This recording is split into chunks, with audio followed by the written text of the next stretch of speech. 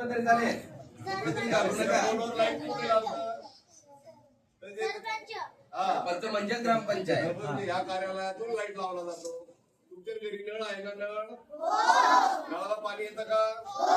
हे कुठून येतं? त्या नळाला पाणी द्यायची जी सुविधा आहे ती सुविधा सगळी कार्यान्वित करण्याचं काम या कार्यालयामार्फत केलं जातं. दुसरी गोष्ट, तुमच्याकडे घरासमोर गटार असेल, गटार सफाई करायला माणसं येतात ना तुमच्याकडे. हे जे माणसं येतात ते तुमची गटार सफाई केली जाते, तुमच्या सार्वजनिक आरोग्याची ती काळजी घेतली जाते, ती ह्या कार्यालयामार्फत घेतली जाते.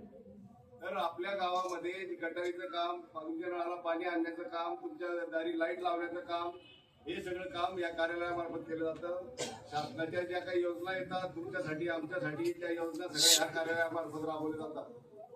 तर हे तुमच्या गावाचं कार्यालय आहे आणि त्याच्या पोटी आपण, तुमचे वडील, तुमचे पालक इथं टॅक्स भरतात कराच्या रूपात. घरपट्टी, पाणीपट्टी, दिवाबत्ती, सार्वजनिक आरोग्य याचे जे कर असतात शासनाने लावलेले, ते शासनाचे कर रूपातून तुमचे घरातले जे मोठे पालक आहेत ते टॅक्स भरतात आणि टॅक्सच्या बदल्यामध्ये आपण या कार्यालयामार्फत तुम्हाला ते सुविधा दिल्या जातात. हे सगळी जी यंत्रणा राबवली जाते त्यासाठी गावातलं कार्यकारी मंडळ असतं आणि शासकीय प्रतिनिधी म्हणून मी असतो, ग्रामविकास अधिकारी म्हणून पद आहे माझं. तर या शासन आणि गावातील पदाधिकारी यांच्या संयुक्त प्रयत्नाने या गावाचा कारभार चालवला जातो आणि या कार्यालयाचं जे काम आहे ते गाव आणि शासन याच्या मध्यवर्ती जे दुवा असतो त्याच्यासाठी हे कार्यालय गावाने आपलं शासनाने स्थापन केलेलं असतं. तर तुम्हाला काही प्रश्न विचारायचे का मला? चौथीचे मुलं मुली कोणी विचारू शकतं का? तुम्हाला गावामध्ये काही प्रश्न विचारायचे असतील तर विचारा. चुकलं तरी चालेल, उभे राहा.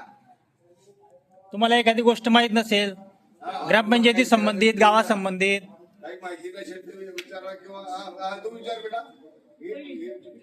नाही, तिथे छोटी काय बोलायचंय का तुला? काय बोलायचंय का? निशांत कुछ नहीं पड़ा बाबा. दक्षिणा उभे राहा, नको. विचार कसं सांभाळतात? मी एकटा सांभाळत नाही बरं का बेटा. हे कारभार जो आहे ते गावातून प्रत्येक गल्लीमधून, प्रत्येक वार्डामधून एक प्रतिनिधी, 2-2, 3-3 प्रतिनिधी मेंबर म्हणतो निवडून दिलेले असतात. गावात मतदान होतं ना 5 वर्षातून एकदा, त्यातून निवडून दिलेले असतात.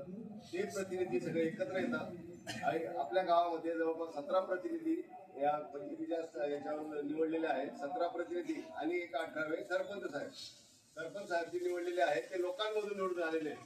लोकांनी, सगळ्या गावातील लोकांनी त्यांना मतदान केलेलं आहे म्हणून ते निवडून आलेले.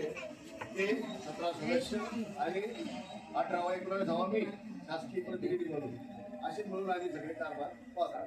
आमच्या खाली ग्रामपंचायतचे कर्मचारी असतात कामाला. काही लोक गटारी साफ करतात, काही तुम्हाला पाणी सोडायचं काम करतात, काही लाईट लावायचे काम करतात बेटा.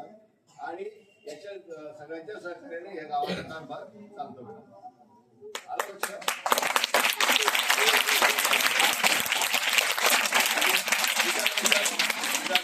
विचारू. काय नाव तुझं? नाव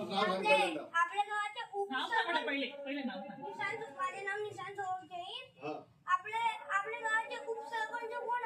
आपल्या गावाचे उपसरपंच सध्या श्रीमती नूर तस्लीम खान म्हणून आहेत. त्या आज काही उपस्थित नाहीत आपल्याकडे, पण त्यांचं नाव आहे नूर तस्लीम खान.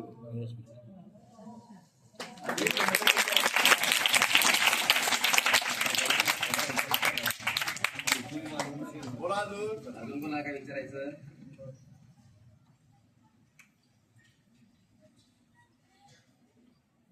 बोल बेटा, बोल. तुझं नाव कोणा सांग, मला आठवण करून दिली.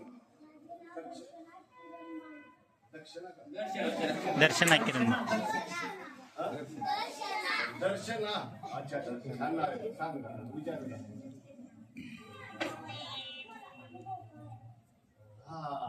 हो, आता मला या गावामध्ये नोकरीला 2 वर्ष झाले. हे गाव खूप चांगलं आहे. यावल तालुक्यातलं सर्वात टिपिकल गाव आहे. या गावामध्ये सगळा धर्म, सगळे समाजाचे लोक गुण्या गोविंदाने राहतात, एकमेकांना सहकार्य करतात. त्यामुळे या गावाची प्रगती दिवशी